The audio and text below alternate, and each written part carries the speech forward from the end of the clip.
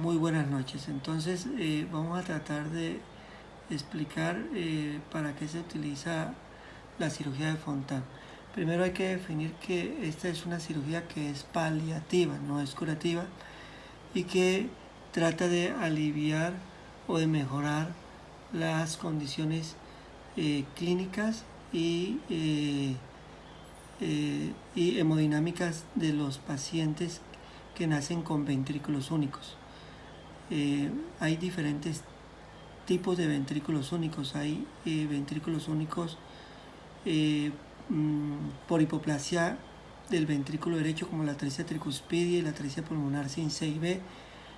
A eso se le llama síndrome de ventrículo derecho hipoplásico. También hay ventrículos únicos de morfología izquierda, como los pacientes que tienen atresia tricuspidia. Este es el ejemplo clásico anatómico de una atresia tricuspidia, donde la válvula tricúspide no se forma y no hay una conexión entre la aurícula derecha con el ventrículo derecho, por lo cual el ventrículo derecho es más pequeño que el ventrículo izquierdo. También hay otros tipos de ventrículos únicos únicos que solo tienen una cámara ventricular, y esa cámara puede ser de morfología izquierda, puede ser de morfología derecha o puede ser de morfología indeterminada o mixta. Y por último, los ventrículos únicos en los que el ventrículo derecho es el predominante, como es el caso del ventrículo izquierdo hipoplásico, síndrome de ventrículo izquierdo hipoplásico. Todos estos pacientes tienen fisiología de anatomía y fisiología de un ventrículo único. Los pacientes que tienen fisiología y anatomía de un ventrículo único tienen mezcla intracardíaca, es decir, que la sangre no oxigenada que viene por las cavas se combina con la sangre que viene por las venas pulmonares en el ventrículo único y sale mezclada. Dense cuenta que el color aquí es diferente, sale mezclada hacia la aorta, y por eso es que el paciente tiene cierto grado de cianosis. Entonces, inicialmente, como las anomalías estructurales del corazón de los niños son muy complejas y muy variables, ellos no solamente vienen con el ventrículo único, sino que también tienen diferentes alteraciones en la salida de las arterias. Por lo tanto, estos pacientes pueden tener dos tipos de fisiologías de alto flujo sanguíneo pulmonar, cuando no hay ninguna obstrucción a la salida de la sangre hacia los pulmones desde el ventrículo único. Estamos entendiendo que esto es un ventrículo único, que esta comunicación, que habitualmente es demasiado grande, no impide que la sangre del ventrículo principal se vaya al ventrículo más pequeño y se vaya de aquí preferentemente a los pulmones. Cuando las resistencias vasculares de los pulmones disminuyen, entonces toda la mayoría de la sangre se va a ir hacia el circuito pulmonar y menos sangre va a ir hacia el circuito sistémico. Esto produce una alteración en lo que denominamos QP-QS. QP es la cantidad de sangre que va a los pulmones y QS es la cantidad de sangre que va a la vía sistémica. Entonces los pacientes van a tener en esta fisiología, cuando no hay obstrucción para que la sangre vaya a los pulmones, van a tener un QP muy alto, es decir, mucha sangre en los pulmones, pero al mismo tiempo van a tener un QS muy disminuido. Entonces, la otra situación es cuando hay una obstrucción a la salida hacia la arteria pulmonar. Cuando la arteria pulmonar está obstruida o está atrésica o tiene una estenosis muy severa, entonces la mayoría de la sangre se va a ir a la vía sistémica y poca sangre va a ir a la vía pulmonar. Por lo tanto, aquí hay una inversión en el QP-QS, es decir, va a haber mucho QS, o sea, mucha sangre en la vía sistémica, por lo tanto el QS es muy alto y el QP va a estar disminuido, quiere decir que hay poca sangre yendo al territorio pulmonar. En esta situación, cuando el QP es muy bajo, es decir, poca sangre va a los pulmones, los pacientes van a tener una cianosis muy intensa y su vida va a depender de que haya una comunicación entre la aorta y la arteria pulmonar al nacer, es decir, un ductus arterioso. Por lo tanto, a estos pacientes hay que ponerles prostaglandinas al nacer y para que puedan tener un buen flujo sanguíneo pulmonar y la mezcla sea una mezcla positiva o una mezcla alta, de tal manera que los pacientes no estén tan desoxigenados. Entonces, tenemos dos fisiologías diferentes de acuerdo al flujo sanguíneo pulmonar. Flujo sanguíneo pulmonar disminuido cuando hay estenosis o atresia pulmonar, o flujo sanguíneo pulmonar aumentado cuando no hay obstrucción a la salida de la arteria pulmonar. Espérate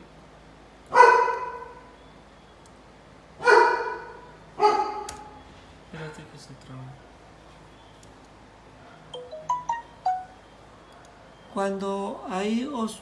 Cuando entonces la fisiología es de alto flujo sanguíneo pulmonar, la primera intervención quirúrgica que se hace al nacer es colocar una banda en la arteria pulmonar, la hace el cirujano sin necesidad de circulación extracorpórea, simple y sencillamente diseca la arteria pulmonar y por ahí pasa una cinta umbilical, la misma cinta que se utiliza para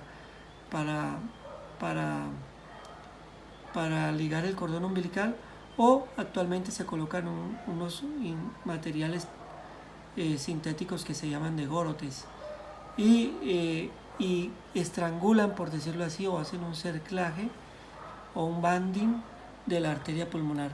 Este banding no puede ser muy apretado porque entonces queda como si tuviera una estenosis pulmonar severa el paciente y queda con bajo flujo sanguíneo pulmonar, pero tampoco puede ser muy desapretado porque entonces queda todavía con alto flujo sanguíneo pulmonar. Por lo tanto, la regulación del flujo del banding es lo más difícil en cirugía y en el posoperatorio de estos pacientes.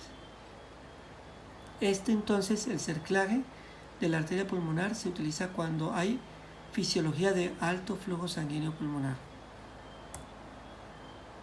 Y cuando hay fisiología de bajo flujo sanguíneo pulmonar, es decir, que hay una obstrucción aquí en la arteria pulmonar, entonces la cirugía que se hace al nacer es colocar una fístula sistémico pulmonar desde el tronco innominado derecho, que es el primer paso supraórtico, al origen de la arteria pulmonar derecha, a la arteria pulmonar derecha.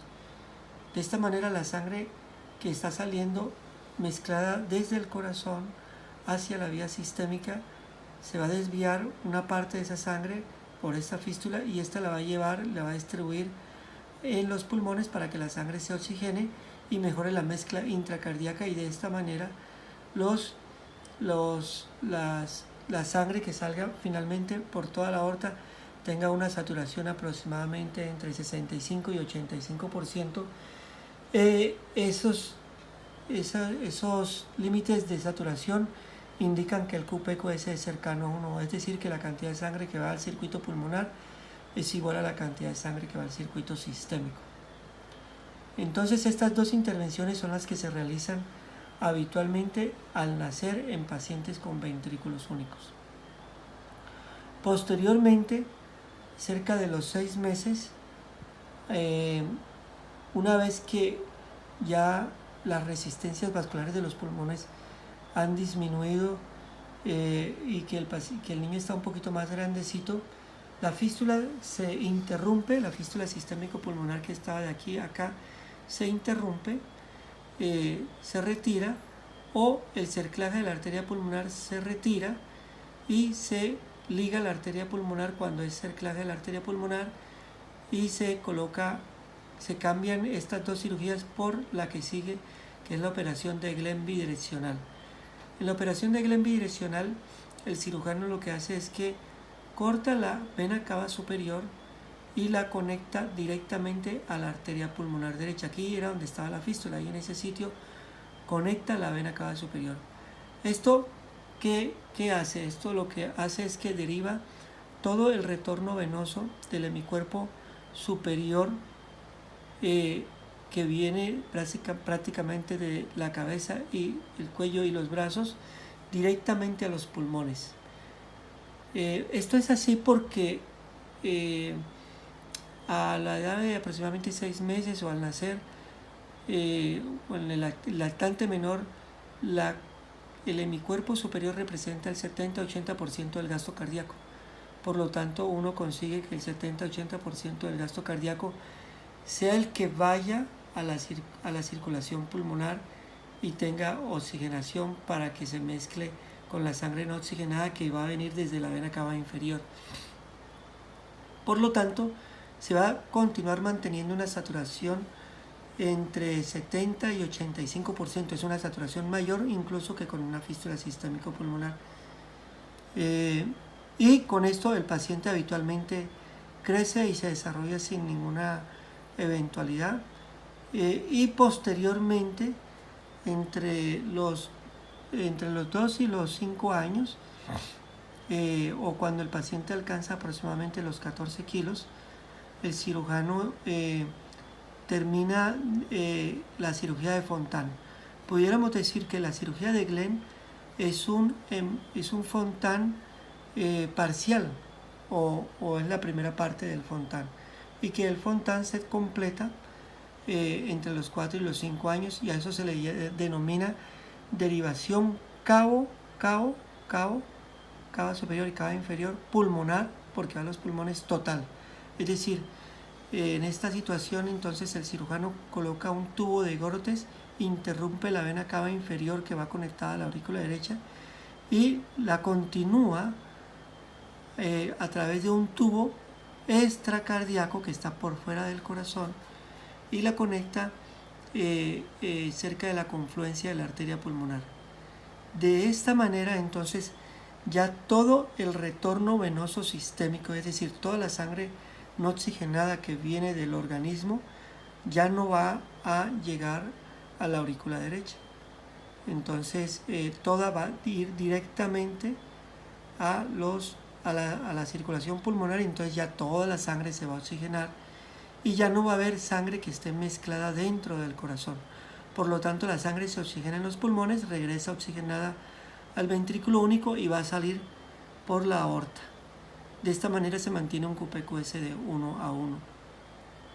Las condiciones fisiológicas para que se pueda hacer un Glenn y que se pueda hacer un Fontan básicamente tienen que ver con que las resistencias de los pulmones estén bajas, porque ya no va a haber una bomba, ya no hay bomba cardíaca que mande la sangre a los pulmones, sino que esto va a ser un flujo casi que laminar, un flujo no pulsátil, que va a llegar a los pulmones, y donde la bomba que va a impulsar la sangre hacia los pulmones con resistencias necesariamente bajas es la presión negativa de los pulmones, es decir, la bomba pulmonar.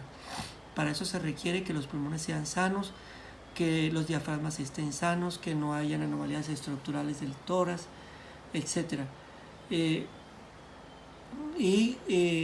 por último, el ejercicio y la movilidad de los miembros inferiores. Las bombas venosas de las venas transmiten la sangre en contra de la gravedad hacia la circulación pulmonar. Por eso es que es muy importante que las resistencias estén bajas. Lógicamente no puede haber tampoco distorsión de las arterias pulmonares, y lógicamente tiene que haber habido un buen crecimiento de las arterias pulmonares.